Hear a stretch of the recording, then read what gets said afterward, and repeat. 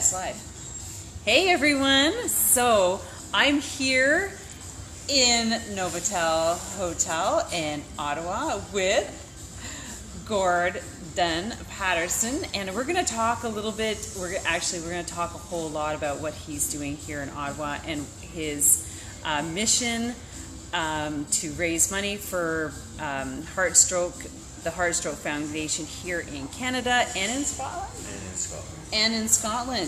And so just to give you a little outline of what this is all about. So my name is Sylvie. This is my business page, and what I've started doing is little interviews because I've been in cycling for so long, like 20 years, and I just started this, thought it would be great to get in and bring some of the industry to you guys. Learn more about the racers, learn more about athletes, the industry, important people out there. You're lucky for you guys, I know some of them. And so my background is I'm a level 3 national cycling coach. I'm a personal trainer. I have a women's cycling club. It's 10 years this year. So I've coached over 700 ladies, and it just gives me so much pleasure to bring back the skill of cycling to the sport and to women and to guys. I like guys too. But we've got some... I gotta throw that in there. But we have somebody so incredibly special here today, and I was lucky enough to get to meet him this afternoon and book this interview before he takes off and continues across Canada. So allow me to introduce Gordon Paterson. He's going to tell you about,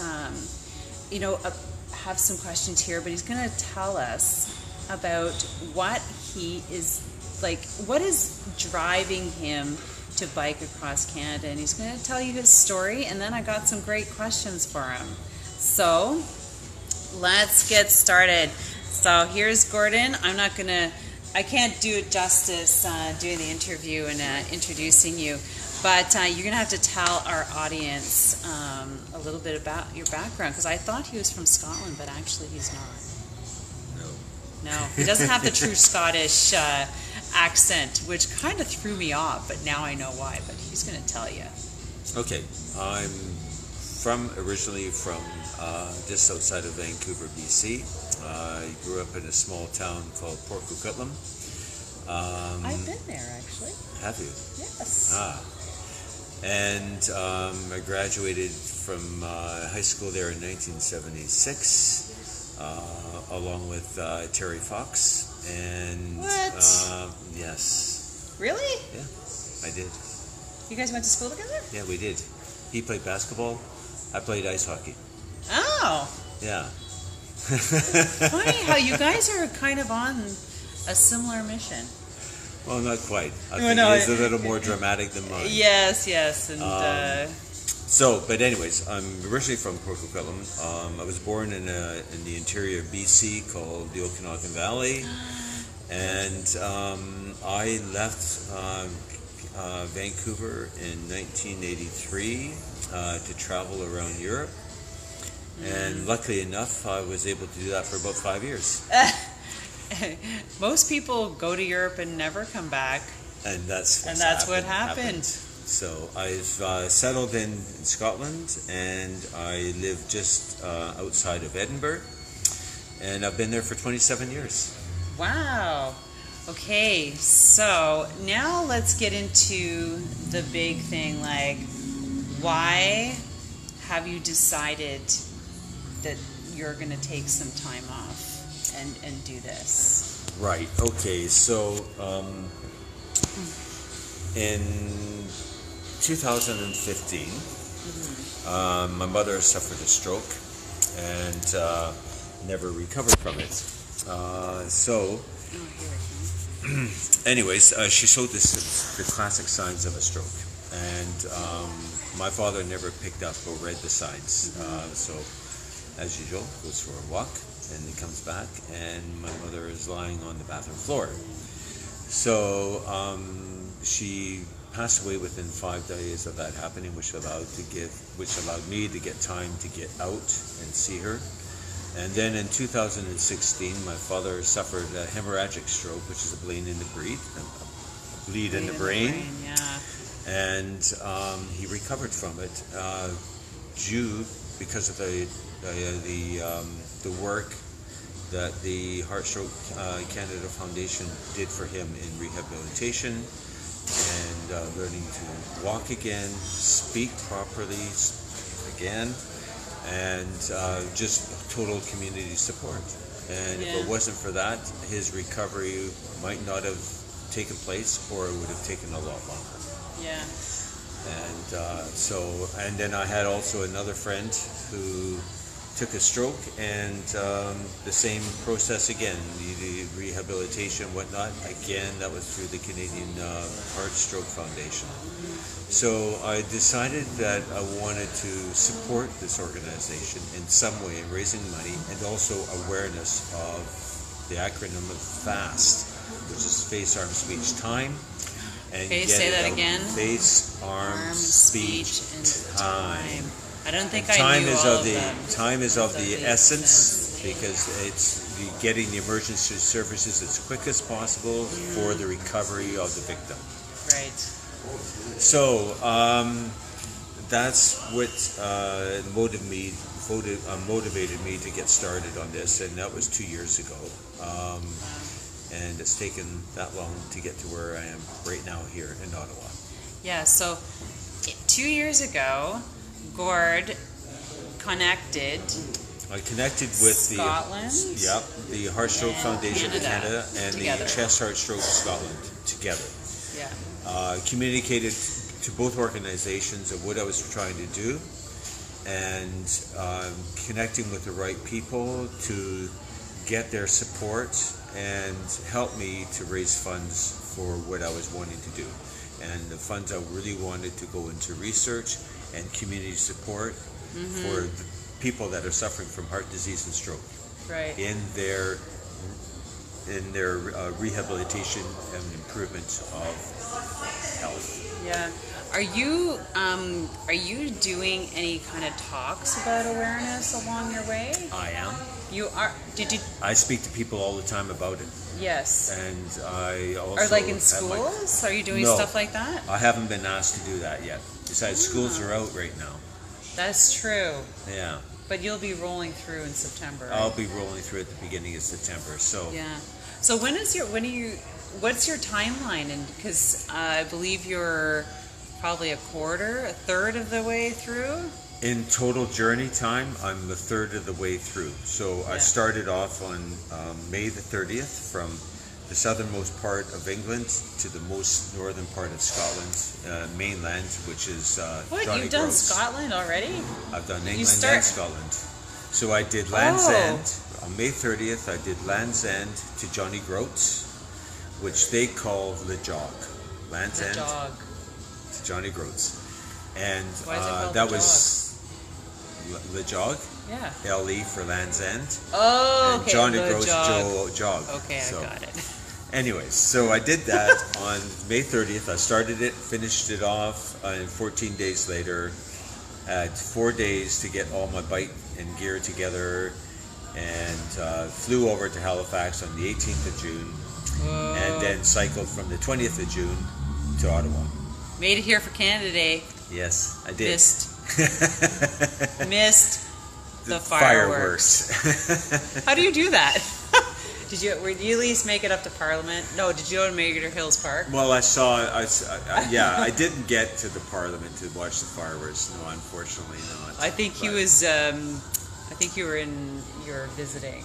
Yeah, I was visiting, but I was also at the Fairmont Chateau in what's the name of the Montebello. Oh.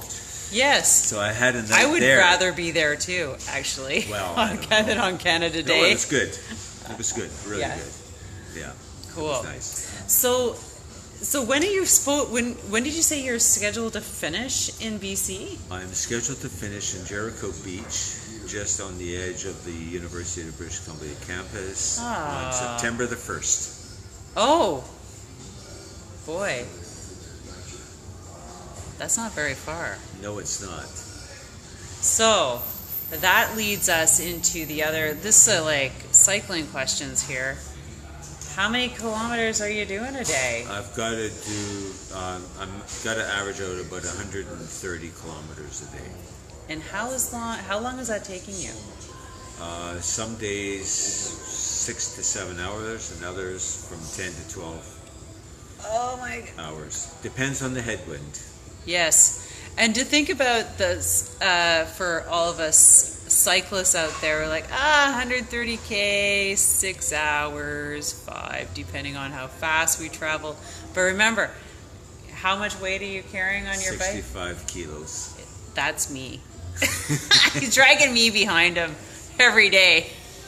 I suppose that would slow me down too. Plus my weight on top of that. Plus his weight.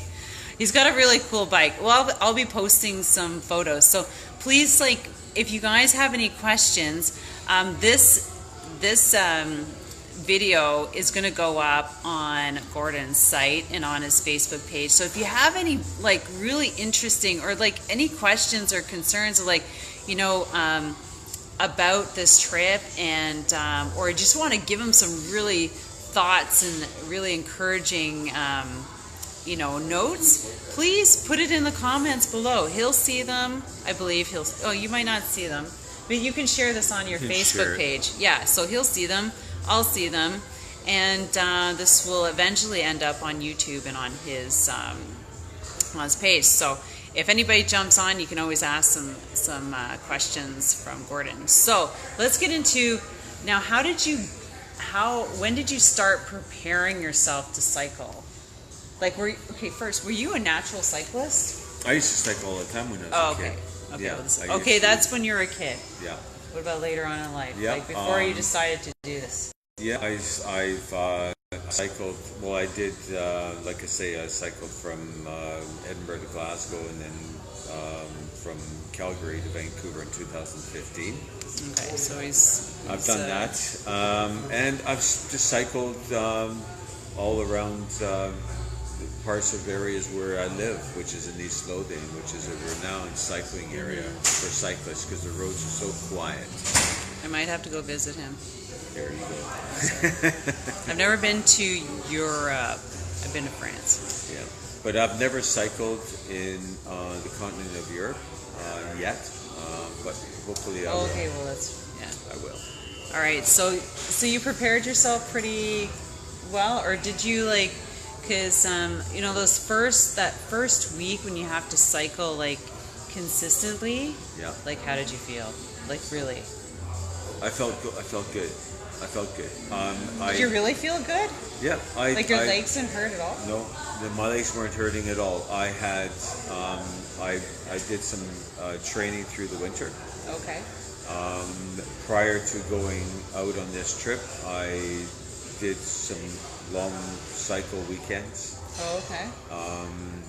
And I also did a couple of long night rides. So I'd go out at 10 o'clock in the evening, 9 o'clock in the evening, and then come back at 1, 2 in the morning.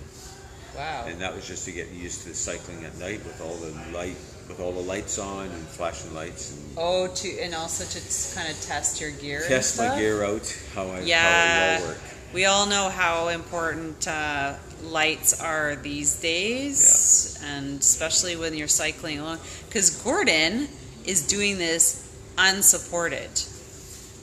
Yes. He does not have a caravan riding behind him. So he's got everything on his bike, and when he stops, he has to feed himself and all that fun stuff. Yeah, and fix my body and if fix I can. stuff. Well, what's the biggest breakdown you've had so far? Spokes. Did you take like Not a clinic? Not here, but in the UK. Yeah. Did you take a clinic on how to fix those on the fly? No, I knew how to fix them. You do? Yeah. Well, how do you know how to fix them? Because I've learned how to fix them. I was shown how to fix them. Okay, well there. Yeah, I didn't go to a clinic. I didn't go to a bike course or anything like that. No. I just learned how to do it. and I can also rebuild a wheel. Oh, complete. These are probably very important things that I would not think of. Yeah, and now we're showing that as well. Yeah, you have to. So do you how many like, do you have all those spare parts with you? I've got spare spokes. I have spare cables. I've got spare disc brace, spare chain links for my chain. Oh yes, for sure. Yeah. I know how to. Spare tubes, spare tire. Yeah. Yeah.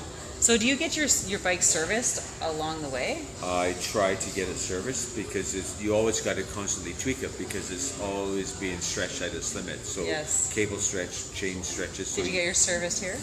No, I haven't got it serviced here. I'm getting it serviced in Belleville. Is it Belleville? Belleville? Okay, that's not too far. Yes.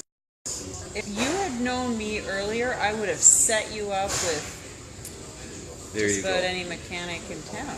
Really? Actually, yes. That's a shame. I know a lot of people here. But I didn't. I just did not have time to go and get it serviced.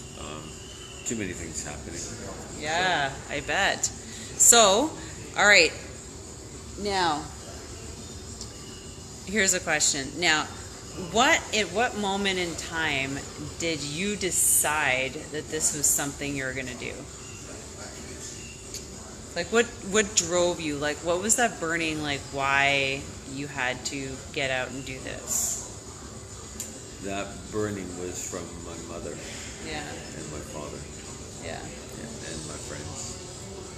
And how long ago did that happen? 2015. Oh, so it's only 3 years ago. Yeah, 3 years ago. Yeah. So when was that time where you said, like, I want to do something, and then it's like, what am I going to do? And how did you link, like, Scotland and Canada? Where did that? Well, the link came in because that's where that's where I live, but also Canada because that's where my rest of my family. Oh, okay. Everybody's still. My brother and my sisters and my father and my they're cousins still in BC. Friends. Yeah, they're still all in BC. Okay. And also because it's I'm drawn to Canada. I'll never. It's who isn't drawn to second Canada? Place. There you go. Yeah, you'll have to come over here and visit. So I come over here at least once a year. Yeah, and so of course taking time off requires you to take time away from work. How does that, like, what do you do? I know what he does, but what do you do that allows you to take this kind of time off? Well, I've got my clients are very kindly allowed me to do this journey, and they shall wait for me until I get back, and then that's very nice clients. Continue with the work that I've dropped. Oh. And also the support of my family. Yeah, because I bet they're waiting for you to see you. I've got my kids, and I got my wife waiting, and if it wasn't for them, I wouldn't have been able to do this. Well, yes, that's the other thing. Like, it's all the support, right? Yeah. And are you going to spend, like, more time there? I've got 2.5 months away from them. Oh, okay. So how much time are you going to spend there? Where? Like, once you hit BC. I've got 4 days there. Oh, okay, and then everybody. And then I go back to the UK. Okay. Yeah. So, cool. Yeah. I would have taken an extra month. You need recovery time. Right? A couple massages, maybe? My recovery time. Yeah, well, I've had 2 days off. Yeah. I don't know. Are you looking forward to getting back on the bike now that you've been kind of away? I'm actually looking forward to getting back on the bike. I know that I need to get started and to continue this journey. Yeah, I can get anxious. Yeah, it's time now to get back on. Yeah. Did you take like a couple little rides around the city while you're? No, I haven't. You just haven't unpacked. I just stored the bike and just put it away. Let it rest as well. I'm gonna take him for a tour in the market after. Yeah. Well, that's good. So here, I have some questions. So like. Okay. Ask far away. Okay. So what kind of music do you listen? Or what do you listen to when, like, for 8 hours. What do you listen to? I don't really listen to music all the time. It depends on the road. So if it's a really quiet road, I will listen to all kinds of music. Okay. How big's your library? My library? Yeah. That's probably about 1,000 songs on it. Oh, cool. But it's I listen for anything from Coldplay to Heart to oh yeah, you know, to the Beatles and Beatles. yeah, Tom Petty and this sounds good. Yes, and all these, you know, bit of the Stones and Led Zeppelin and you know. So do you have any TED Talks on there? Do you have any TED Talks or like podcasts? No podcasts, just straight music. No, my head is going. I would be listening to podcasts. I don't have podcasts. Well, do you listen? The music just it drives me. It just keeps me pedaling. Yeah. And you know, and I sing to it. When you're alone, you can do that. No one hears. I don't hear myself, but I'm sure that, you know, if I'm passing people on the street, they might hear me. But it's probably out of tune. Like, but that doesn't matter. Yeah, I'm just having fun. But I only listen to the music on quiet roads. Yes. Otherwise, I got to keep my ears open what's around me. Oh, for sure. Yeah. Yeah, you got to be careful. So do like you? The Trans-Canada. Yeah. No music. You're not on the Trans-Canada. I did the Trans-Canada from parts of Halifax to Quebec. Like the main highway? Yeah. Are you allowed on there? I am until I come into Quebec, which I found out because I got pulled over. Oh shit! Well, Quebec, you know, I hope you had all your reflectors on. Did you hear the new laws? Like, you literally have to have reflectors up and down your frame. Yeah, and you can't have your headphones on listening to music. Oh, I didn't hear that one, but that doesn't surprise me though. And you can't go sing side by side. No. It's all single file now. Yeah. Well, in Quebec it is. Ontario not. So let's think. Okay, so I was going to ask about your legs, but you said that your legs are fine. My legs are good. Yeah, they're very good. I've never had a problem with them. I know I would be in pain probably after the first week, and then I'd be fine. You didn't experience any of that? No. I experienced tightness. Oh, yes. But that's what's your little regime before getting on the bike and after? I stretch. I stretch on the bike. I do some yoga stretches before I get on. And I do stretching while I'm riding. You know, sit up and then stand up onto the pedals. Stretch heels down? Yeah, stretch the back out. I bet. And then when I get off, I stretch as well. And the other day there, I was able to have an ice bath. I was gonna say, so that is the key thing to, you know, bringing down all the swelling, is having that cold bath. Do you have that quite often? No, I had it for the first time at the hotel. Which one is it now? On his way. Just on the other side of the river. The Montebello? Montebello. Oh, really? Yep, I had an ice bath. So they filled up the bath with ice ready for me for coming in. Wow. See, Quebecers know how to take care of the cyclists. So I got in and that was cold. That is cold.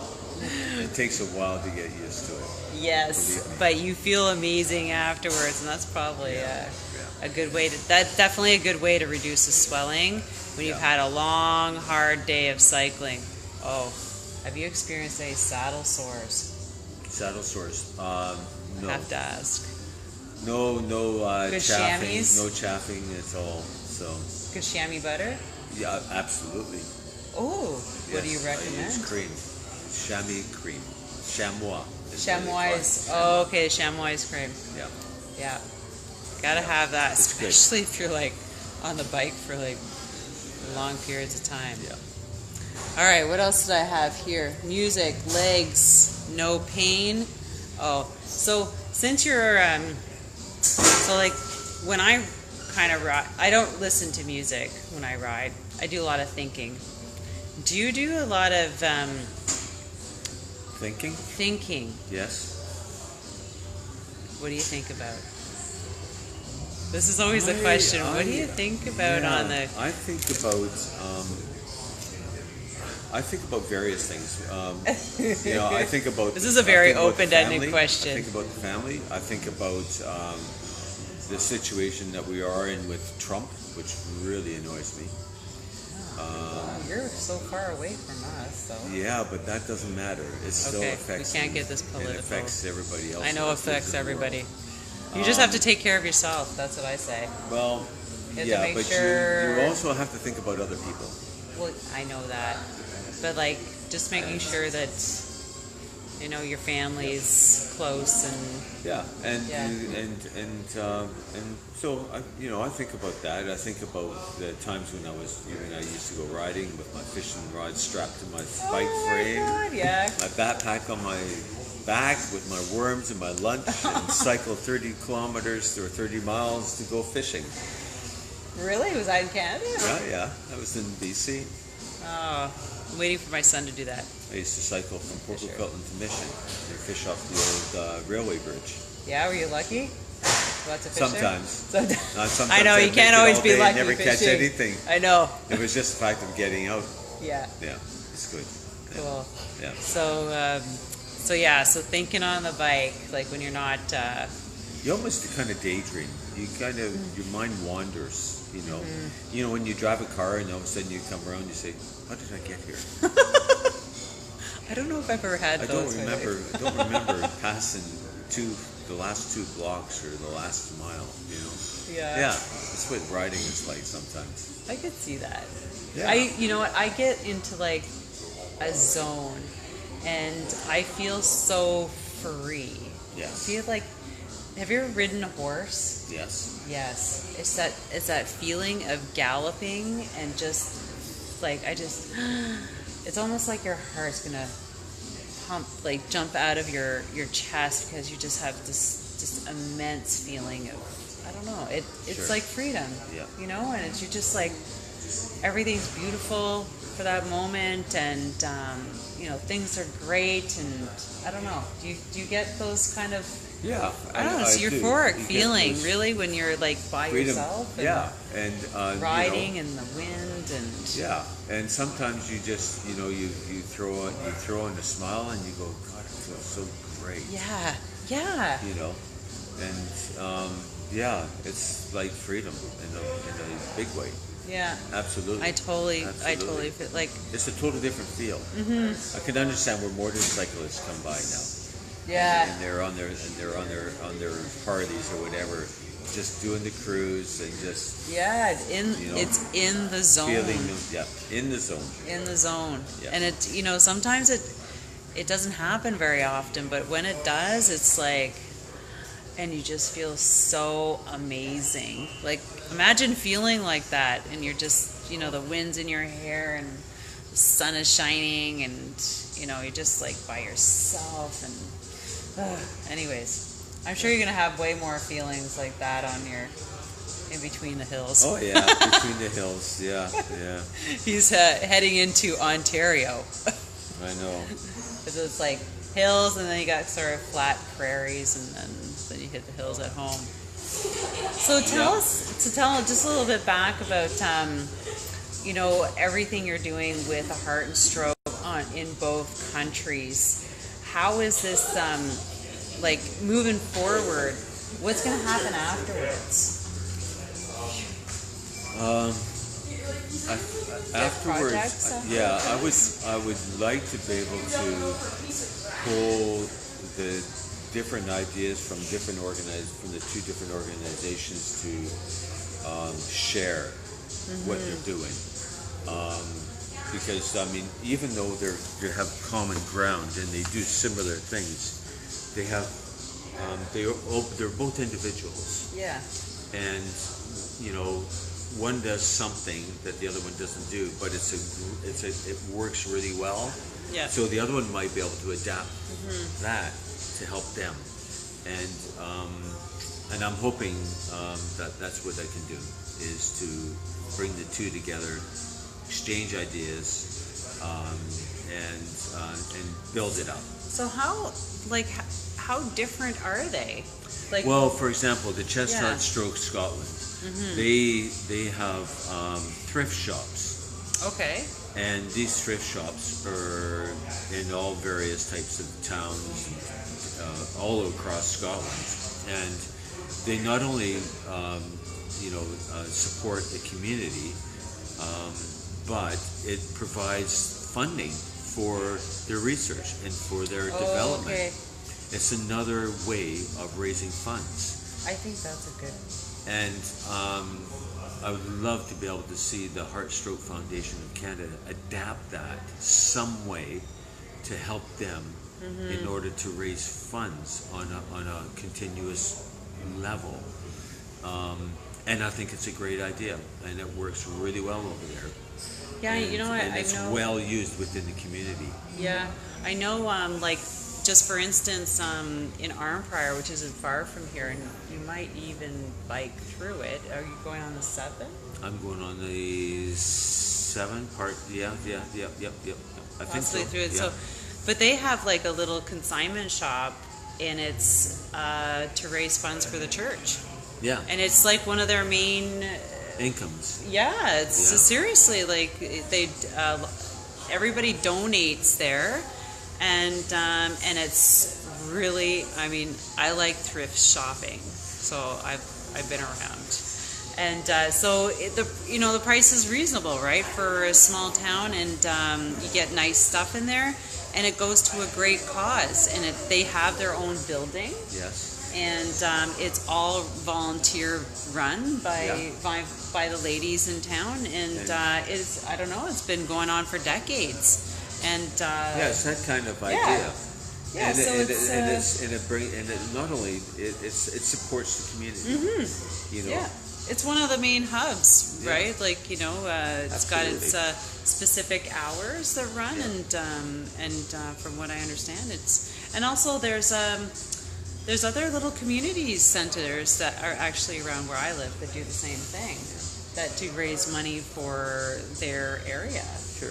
And then they do lots of little festivals and things like that for the community. So that's one idea. Yeah, I mean that's a great idea, because I think recycling is just what is needed to be done around. So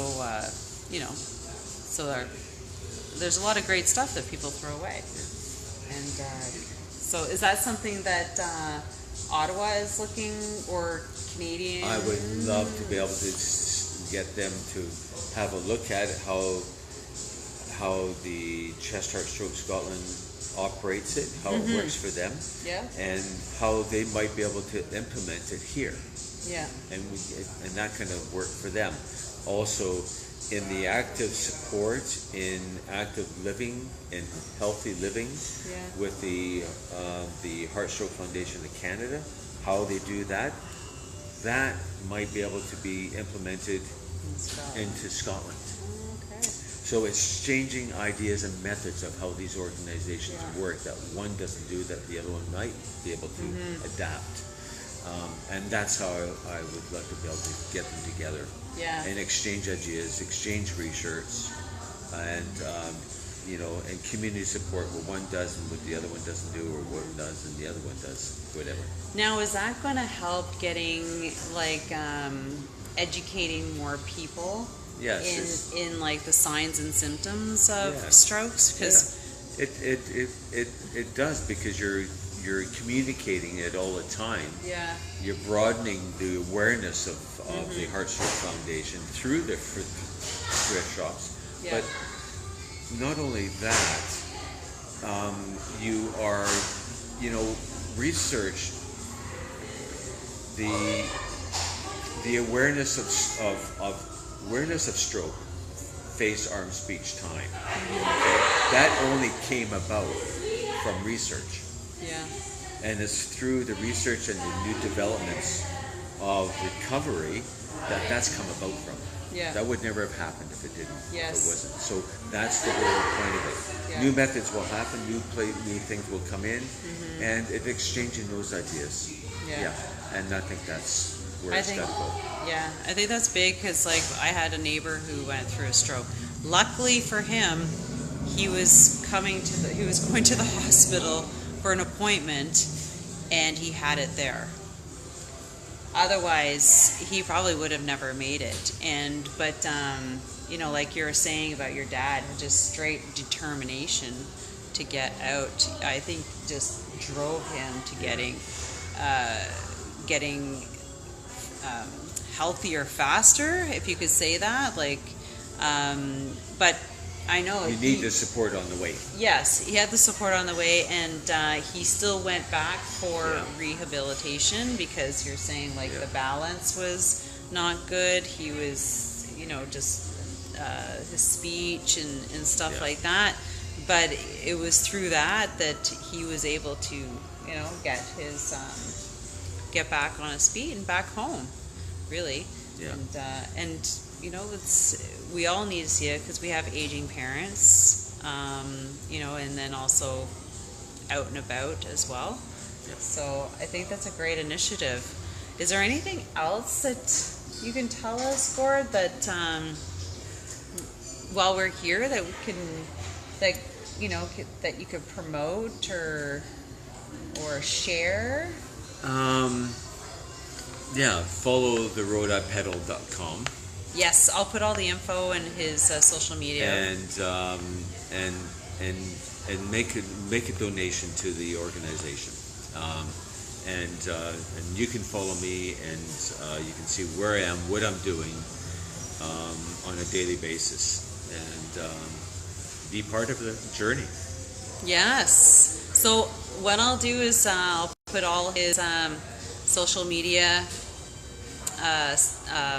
links in the information above, and so you can go in, you can follow Gord, you can see where he's going to be in Canada. He's also on Strava, so if you guys are on Strava, you can follow him and support him and give him some really good kudos there, and supportive comments. And what else you have? Where are you? You're on, hold on here. He's on Twitter, YouTube, Facebook, Instagram, and what's that? Is that LinkedIn? What's that? That's Instagram. Oh, that's Instagram. Okay. Yeah. Of course. Yeah. Who isn't on Instagram? So, and then Facebook is the main one. Okay, Facebook is where you make the donations. Is that where the website you make the donation? Okay. Facebook is where it's posted every day, where I do the live video. Oh, okay. He's gonna have some live videos. Excellent. We all like live videos. And we want to make sure he's smiling the whole way. Oh, and yes. Okay, I have to ask you, was there any time where you like, oh my God, what the hell am I doing? Have you had that feeling yet? Yes, I have. Okay. You are human. Yeah, I ended up... His legs aren't painful, but no. I was like, come on. Where was it? Do you remember the moment? Yeah, I do remember the moment. We all remember those moments. It was when I blew my tire. Was it raining? No, it wasn't raining. I was about 2 kilometers away from on the Trans-Canada, about from 2 kilometers from St. Leonard, and my tire didn't really blow. It just big slit in it, so I couldn't patch it. So I did patch it, but I put patches on the inside of the tire, patches on the inner tube, pumped it up to get me 2 kilometers, and I managed to get to Tim Hortons, and then it went and I was 118 kilometers from the nearest place that could get me my Schwabe Marathon Plus tire. My tire. Oh, you didn't have you have an extra with you? I do now, but I didn't at the time. I had a spare trailer tire, but not a bike tire. What? You have to have a bike tire if you got everything else. So what happened? How'd you slice your tire? Did you see it? Sharp metal. It was a sharp metal on the Trans-Canada.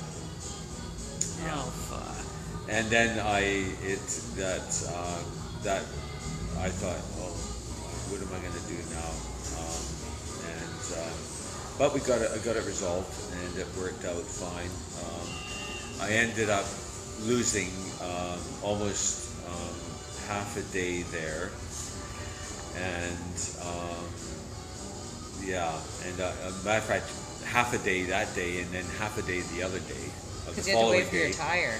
Yeah, so I ended up going into getting a lift from a distant relative into the Pierre de Loup to get my tire, and then I had to cycle backtrack to make up for the 118 kilometers lost. Really? Yep. Why'd you do that? So that I can say that I can cycle. Well, I suppose. Yeah, cycle across Canada, because if I don't do that, then I can't say I cycled it. You So cannot I live with backtracked. yourself. So you Exactly. did you do it with your trailer? I did it with my trailer. Oh my god. So I backtracked and then cycled back again, and I cycled right around the clock to where did I end up in? Lévis. Lévis. Ah, So I cycled right through the Quebec. night. Oh boy. Yes. And then you slept all day? No, I then got myself to Saint Moy and crashed out there. Yeah. I bet. And then I cycled from there to the River de Troyes. Okay. Yeah. Trois-Rivières. The other way around. And then That little French. and that was a really nice cycle, but I had 3 thunderstorms between St. Patrick Oh jeez. Oh yeah. and so I ended up sheltering 3 different occasions because of the thunderstorms. Yeah, they have not been nice. There's one right after the other, constantly. I've had 6 of them since I've been here. Well, you better get out early tomorrow because another one's supposed to roll be a through. roll in. Yeah, So I'm yeah, out early and in the morning. with all this humidity, Yeah. it's probably not going to be a nice one. No. So where's I your? got caught in the other. I got stuck in the one That just came. just came through yesterday. Oh, I really? ended up sheltering in Rockland service station Oh, jeez. with a couple of bikers. A motorcycle? Yeah. Yeah, there's like That was quite funny. Stop and wait for the oil wait for to the wind leave. to die down. Everything was being blown everywhere. Oh, I know. It was like I heard it was 100 So, kilometers. Yeah, it was. I was Plus, pushed off the road once, and then that's enough. I got to get to the shelter and get off. So Yeah. Wow. yeah, it's pretty hairy. Yeah, I can imagine. Especially when you're pulling like And a the funny trailer. thing is that it was only half an hour and it passed away. Oh and no. Then, Yeah. And then it was dead calm. There wasn't even a breeze. Then you're like biking like 40 I went kilometers an hour. straight in, and an hour and a half, and I was in here. Wow, from Rockland? I That's just pretty whizzed it. impressive. I An was hour and a half pushing from 20 I Rockland. was pushing 26 clicks. Yeah, I bet was you were. 26 clicks an hour, and I was 40 away from here, and so Yeah. I was really pushing. Yeah, you're like, I've got to get to Ottawa. Yeah, that was me. Yeah. Wow. So this is a pretty amazing thing. You're heading across, and do you have any words for people who? Because a lot of people do these types of rides for different causes.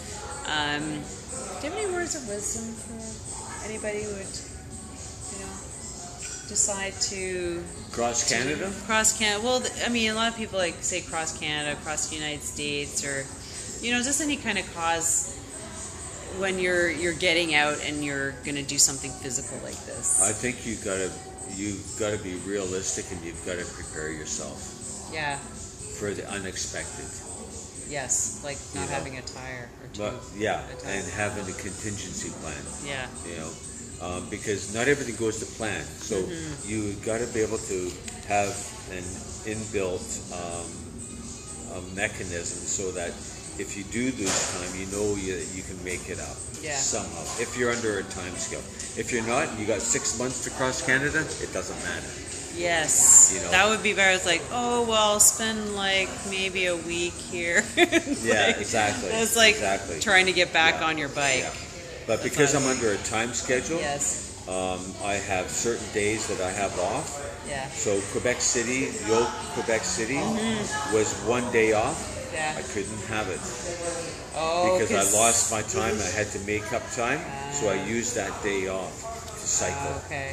So, and that's the safety net. Okay, here's another, of course, this is, we're all going to go back because I keep thinking about things to ask. Nutrition. I know you're speaking about, like, what do you eat consistently on the bike?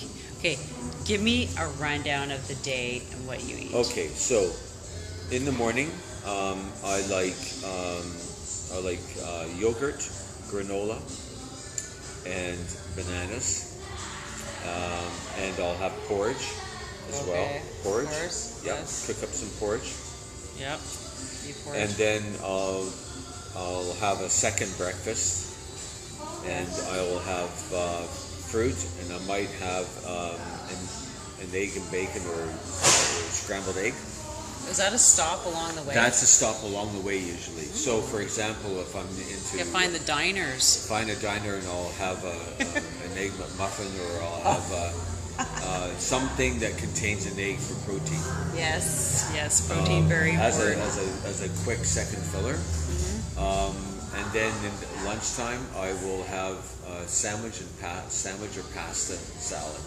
And I'll have that with pesto, almonds. Okay. Lots of And oils. and I'll have that.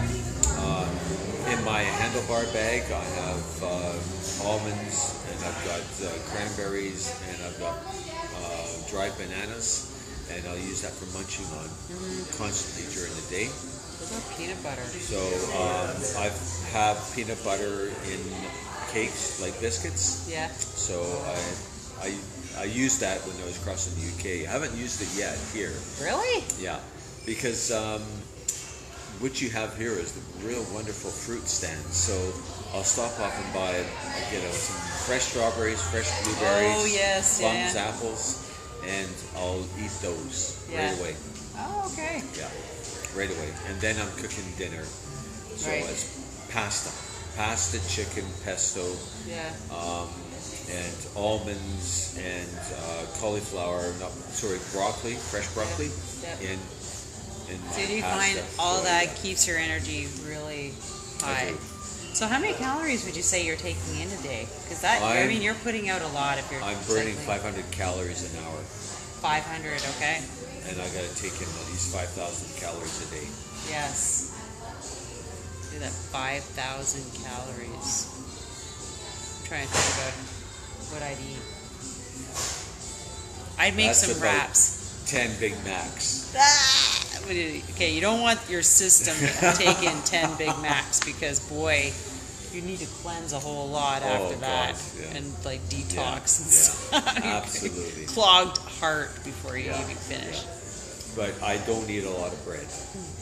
Oh, Bread so is yeah, just it's like- bread is just a filler, and Yeah. I try to get as much protein and calories Yeah. through just natural foods as much as possible. Yeah, those natural sugars are good. Yeah.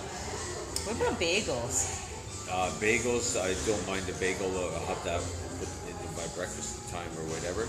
Roll through But Tim's, that's get the a only bagel. time I'll have bread. Is, Yeah. Even if I've gone into Subway and I've had my salad, my chicken ranch salad, not a chicken sandwich. Yeah. Just everything that's in that salad goes into a salad without the bread. Oh, yeah. So I skip the bread. Yeah, that bread's nasty, I think. Well, anyways. Yeah. Well, okay. This brings it to the end. I have to thank Gord so much. This is such a pleasure and a great honor, and I just feel really grateful to have met this gentleman. We might actually be connecting in Calgary because I'll be there potentially at the same time he'll be rolling through. You're probably there for a day or two. I'm there for a few days in Calgary. Oh, a few days. A couple So of days, yeah. we just have to connect. So you might see him again if it works out. So If the bears don't get me. If the bears don't. Don't worry, he'll be biking fast enough they'll never catch him. I think you have to worry about hitting like maybe a deer or something. Yeah, along okay. the way.